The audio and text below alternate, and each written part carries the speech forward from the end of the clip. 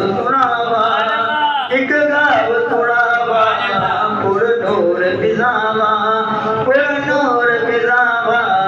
चुप करके बैठ जा रोज़े दे नेड़े चुप करके बैठ जा रोज़े दे नेड़े होया नूर दा चानण मेरे दिल दे वेड़े होया नूर दा चानण मेरे दिल दे वेड़े फिर सपना टुटिया वो कच्ची कुल्ली मैं रो पिया कागज मेरी अख क्यों खुली फिर आका सदिया दर्द होया दिल दिया पूरिया छावा एक गाव सुनावा एक गाव सुनावा पुर नूर गिलावा पुर नूर गिलावा आका दा मुहल्ला जमिया मुहल्ला आका दा मुहल्ला जमिया मुहल्ला